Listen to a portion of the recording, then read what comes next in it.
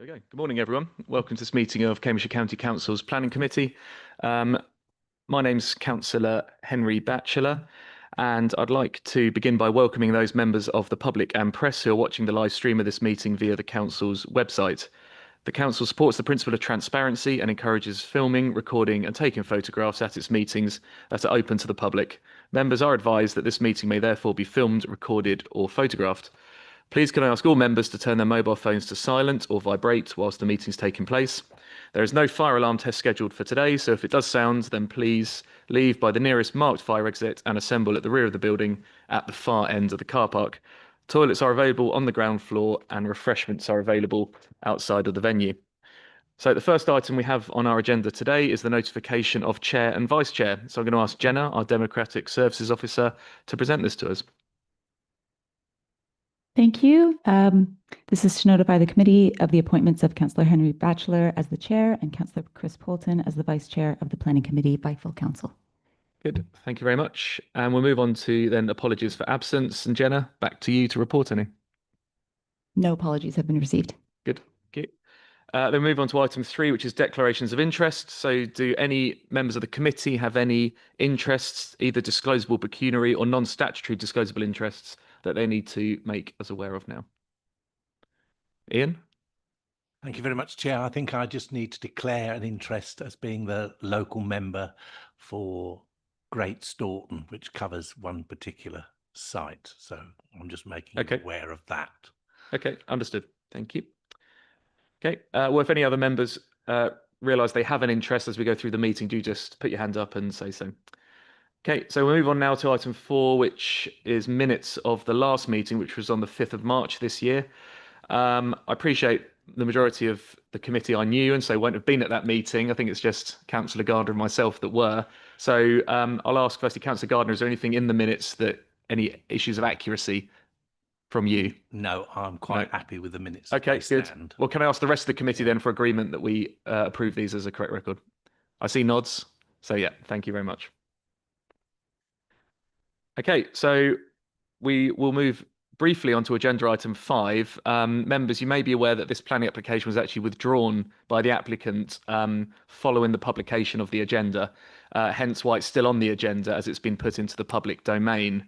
But given the fact the application is no longer live with the council, we need to withdraw it from the agenda today. But what we need to do is I need to ask you as a committee if we're content with withdrawing it from today's agenda. So can I ask if anyone has any issues with that? Please raise your hand if so. No? Okay, so we've got committee's agreement then to withdraw that from today's agenda. Okay, moving on to agenda item 6. So we have the Enforcement and Monitoring Update Report, and joining us to present this to us, we have Bill Field, who's at the end of the table here. Bill, welcome. Okay, we have obviously the report in our papers starting on page 101. So I'll hand over to you, Bill, to take us through that report. And then members, if we have any questions, we can ask those of Bill. Thank you, Councillor Batchelor. Yeah, so as Councillor Batchelor said, my name's Bill Field and I'm the Principal Enforcement and Monitoring Officer within the County Planning, Minerals and Waste team. The team consists of myself, a Monitoring and Control Officer and a Planning Compliance Officer. That officer also deals with planning applications. The report in front of you, I'd like to basically give you a brief summary and not go through it in detail, save you that worry. The report is around enforcement and monitoring from the 1st of January of this year until the 1st of September. And I'd like to highlight the following points. The index-linked rise in monitoring charges for this financial year, 25-26, for both active and inactive sites rose to £504 and £168 respectively per visit. Subject to the notification of commencement of development at one of the sites that we're still waiting for, the team will be conducting 87 pre-arranged monitoring inspections on authorised sites in the current financial year. In relation to enforcement, in the period of the 1st of January 2025 to the 1st of September 2025, we have served 1 breach of condition notice, 2 enforcement notices and 1 stop notice. They are laid out in sections 4 to 6 of the report. In relation to one of the enforcement notices, we have received an appeal. It is important to notify the committee and update you of these notices that have been served, as it is within the council's scheme of authorisations that delegation to officers is reliant upon us reporting back to you. There is likely to be a further enforcement notice served in the coming weeks, and that is largely on the back of work relating to land at the junction of Goslings Drove and Two Pole Drove in Farset. Not sure that we have anybody, the elected member for that area is not here. No. Okay. Also, during the same period from January to September, the team served 4 planning contravention notices, and work carries on with each of those sites currently. At the time of this report, we have 3 current appeals pending, with a 4th recently been determined in favour of the appellant. That case related to a certificate of lawful use in relation to land at Mill Road, Fen Drayton. In the same period, the team received 21 new complaints and have 11 previous complaints that remain open.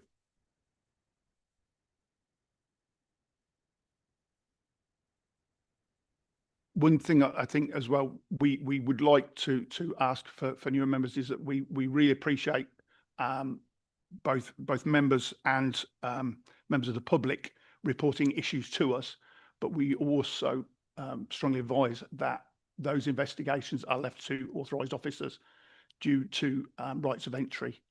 So to make sure that if members of the public do have complaints and concerns, please raise them with us, but we do advise that they don't enter onto the sites themselves and carry out their own investigatory work. There is one update following the publication of the report, and that is in relation to an enforcement notice served at Slate Hall Farm. We have now received an appeal date from the Planning Inspectorate for that, and that will be on the 3rd of February 2026. We do not have any further updates, but should you have any questions about the report or any other issues, Deborah and myself will be only too pleased to help and hopefully answer. Great, thank you very much, Bill. So there we have it, the enforcement and monitoring update report from Bill there. So committee members, over to you if you have any questions around any of the items or general questions about enforcement. So I've got Councillor Damari Homan, then Hoy, then Gardner. Thank you, Chair. I was just wondering, are you able to give us any update on the situation with delays at the Planning Inspectorate? It seems to have been going on for an awfully long time now, and it'd be nice to know if there's any light at the end of the tunnel. Thank you. In short, the answer is no. we do raise a question with the Planning Inspectorate. So my line manager is Deborah Jeekins, and we have communicated with them in relation to a number of outstanding appeals. We did see some movement, and that was in relation to the land at Mill Road, Fen Drayton. Unfortunately, with the others, we are aware that there is a minimum waiting time, of around 2 years at the moment for enforcement notices. Other more important work will perhaps be processed more quickly, but yeah, 2 years is a given time at the moment. Thank you. Councillor Hoy. Thank you. I've got a number of questions. Would you like me to ask them all at once or one at a time? Yep, throw them at us. Okay. It's all relating to Saxon Pit. So first one is how will the Wisbech incinerator affect this? Because it's understood that Saxon Pit is going to be taking the ash from the incinerator.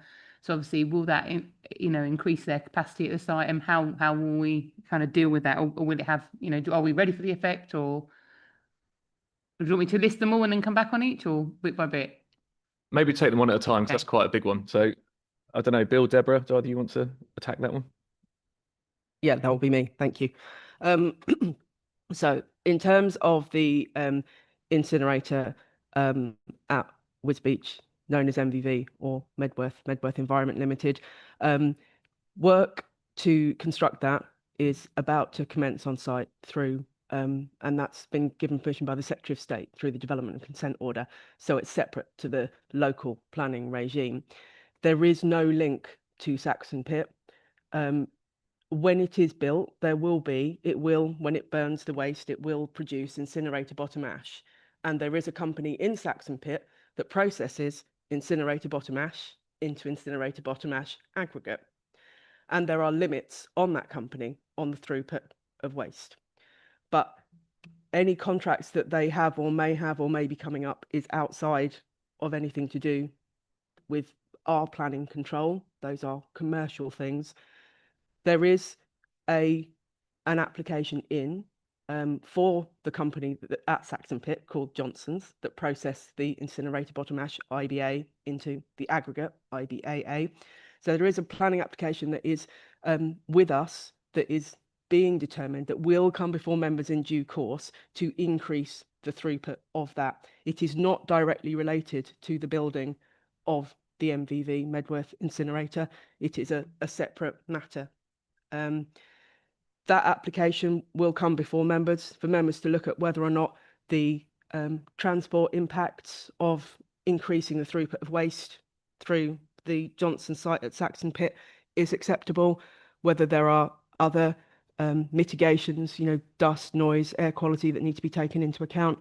But because it is complex and because there needs to be transport modelling, that application isn't ready, the Johnson's application, to come before members until probably early in the new year. If you want any more information on that, we do have the case officer for the application, Helen Wass, who's here, but obviously she's not, whilst she knows the application well, she may not be able to give you lots of detail on that today, but we can come back to you with further updates on that. Thanks for that. I mean, I know obviously they're probably saying it's not related, but I am sceptical about that. But I don't want to say too much because obviously we have got a live application, so I'll leave that one there. I'll park that one. It was a couple of other bits really. So there was obviously this proposed outdoor crushing that's taking place. Is that consistent with the planning decisions that have already been made by us and at Saxon Pit? And if not, will enforcement action be taken?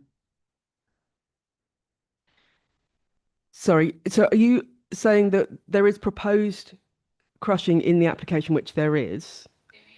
Yeah, so there is. So there is, if the application is given approval, then that will become part of it. But there already is crushing taking place. Is that, Helen, would you mind coming in on that through chair, if that's okay? Yeah, step forward, Helen. Big button in the middle with the face on it. Thank you. There you go. I'm technologically challenged. Thank you, Chairman. The current planning permission that Johnson's have at Saxon Pit allows them, as Deborah said, to process incinerator bottom ash and create incinerator bottom ash aggregate. As part of that planning permission, which was granted, I think, 2022, they were allowed to crush construction and demolition waste. That's your sort of bog standard bricks, concrete, that sort of thing. The current application, they want to introduce crushing of the IBA. It would use the same piece of machinery, but instead of putting bricks and concrete through it, they'd put the incinerator bottom ash through it. That's part of the current proposal that's being considered. Okay, I think I understand. So they haven't yet got permission. That's what's being applied for in January. Okay. And then the other point was, there's two more points. I'm nearly at the end. So residents are reporting, I mean, obviously it isn't my division, but obviously being a Fenland member, I do hear quite a lot because it is, I think, fair to say, the biggest issue in Whittlesea. And residents are reporting that breaches are still occurring on the site. So obviously, given what we've just heard, I will go back and encourage them to keep reporting those in. Are we planning to take any further enforcement action on that site? Or are we allowed to say if we are? Or...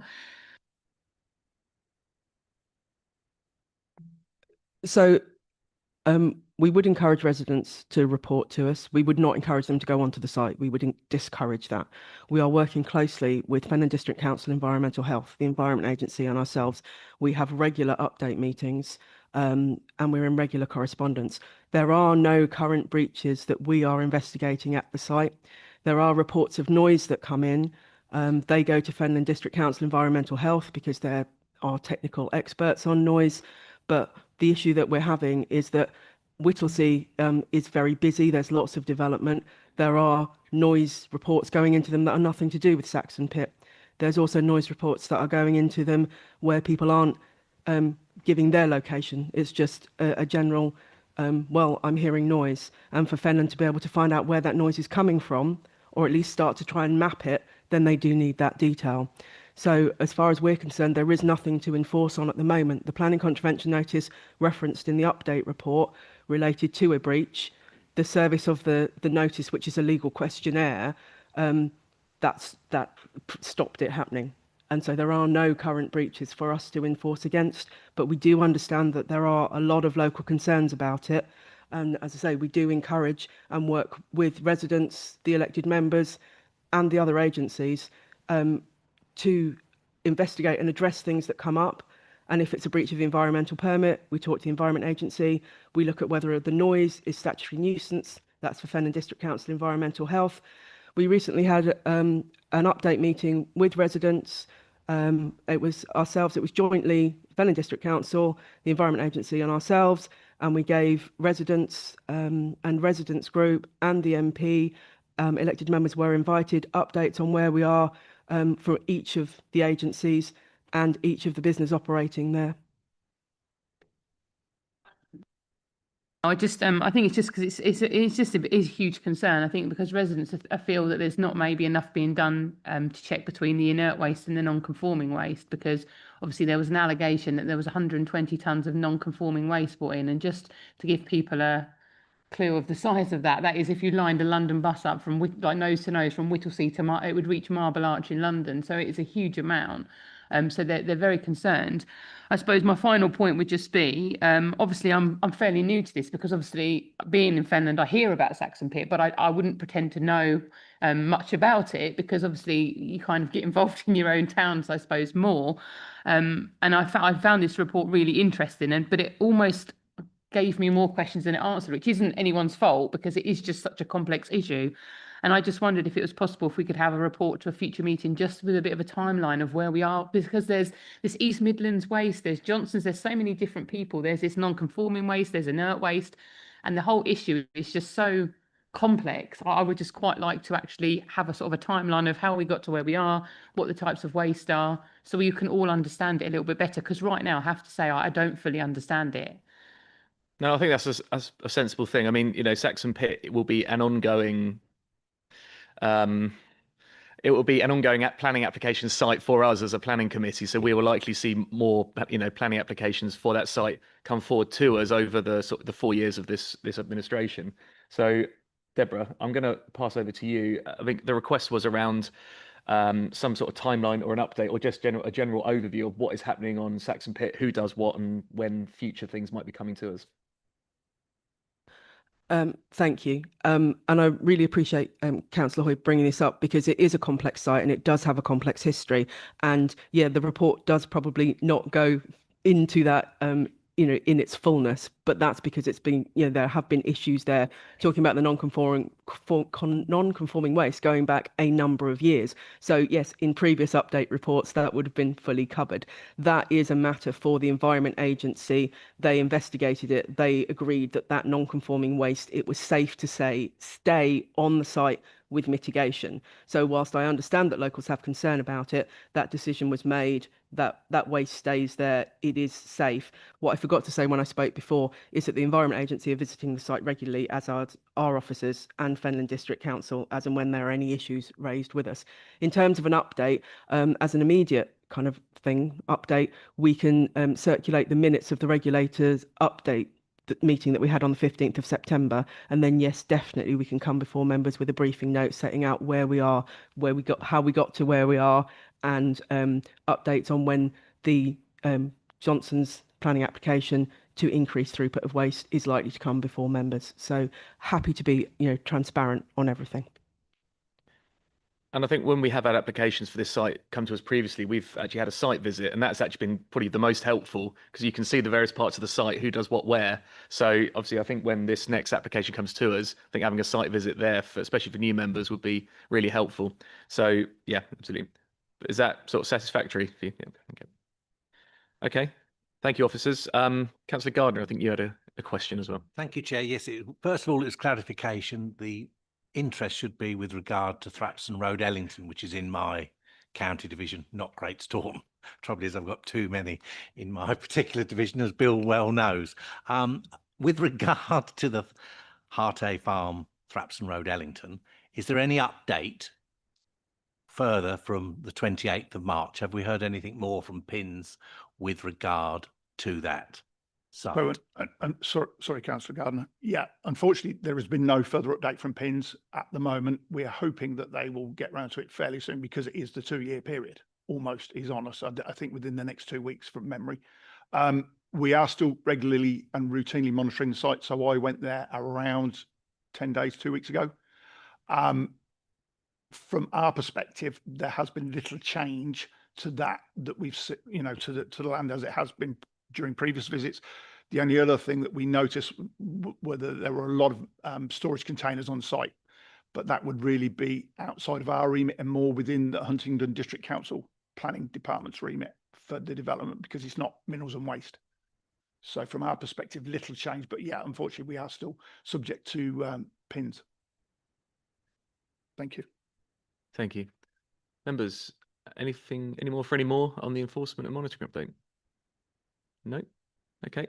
Well, we'll move on then to our final item, which is item number 7. And that is a report on the summary of decisions made under delegated powers.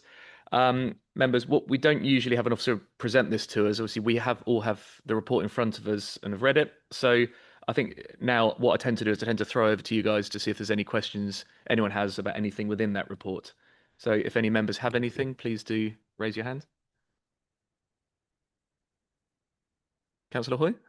It's just Saxon Pit again, not trying to flog a dead horse, but it's just why, given that obviously it's been quite an ongoing complex issue, why it was under delegated powers rather than coming to committee. It was just maybe I don't know, uninformed, but I just would like to know really. So the scheme of authorisation to officers sets out when things are referred to committee, and it's when there is a major departure from the development plan, i.e. it's against policy, which it wasn't, whether there's any complex or intense public interest, which there wasn't. The local member can call the application in or ask the chair to call it in, which there wasn't, or if there are any outstanding objections from statutory consultees, which there wasn't. So it kind of didn't trigger it needing to come to committee. We understand that anything Saxon Pit related is contentious, but this was to just add a little bit of extra time for them to complete that work, and so there was no need to bring it before members. We asked Chair for delegated authority. He always asks the local member, and it didn't trigger it, so it was a delegated decision. Okay, thank you. Okay, thank you. Members, any more? Councillor Gardner. Thank you, Chair. It's with regard, as you probably can guess, is with regard to item 1, which is the proposed anaerobic digester plant and infrastructure lagoons and feedstock clamps. I wonder if you can just give me a bit more detail on that, because of the current application that is with Cambridgeshire County Council with regard to improving the highway Luddington, Hemmington Road into Great Gidding, which again, I am the local member, so I should have reported that fact. I do apologise. Sorry. So my understanding, and I don't know if Helen is able to come in. Are you all right? If through Chair, I'll hand to Helen then, if that's okay. Yeah, it's a rather unusual and complicated situation in that the proposed AED plant was on the Northamptonshire side of the county boundary, which is the bridleway that I think runs next to Rectory Farm.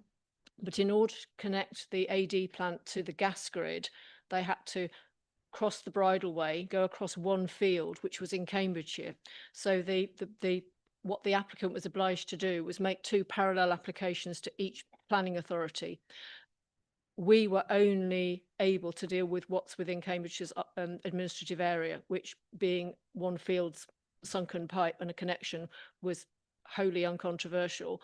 However, the developer wouldn't be able to undertake the project without Northamptonshire, or North Northamptonshire, I think it is, granting planning permission for the 99% of the project which is in their area.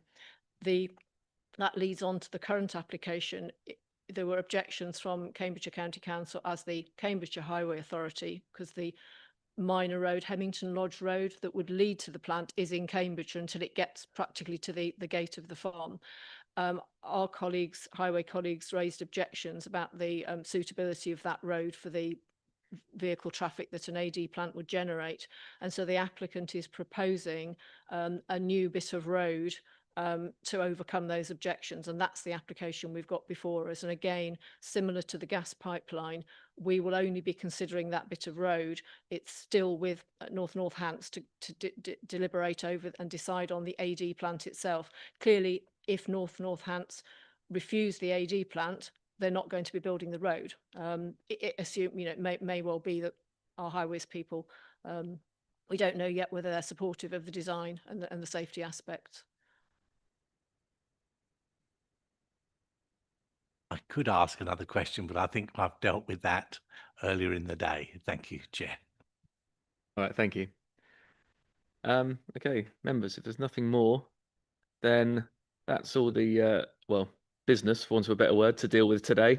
Appreciate it's quite not the most exciting of first meetings of this new term, but I appreciate everyone turning up. It's yeah, they are normally a bit longer and more exciting than this, so please do bear with us. Our next scheduled meeting is the 19th of November. I'm just going to ask officers vaguely non-committal. Do you think we might need that date at this stage? It's hard to say. We have spoken about Barton Greenway, and it's in the public domain that is likely to come before members. I think it's unlikely for November. It's more likely to be December. Okay. But we can't absolutely guarantee, I'm afraid. Okay. So don't delete it from your calendars yet, is the message there. But yeah, you may have a Wednesday morning off. Okay, that's it. Thank you very much, everyone. Thank you to the officers for coming in. Thank you to members for turning up, and Helen as well for giving us some input. Thank you. We'll close the meeting there at 10:27.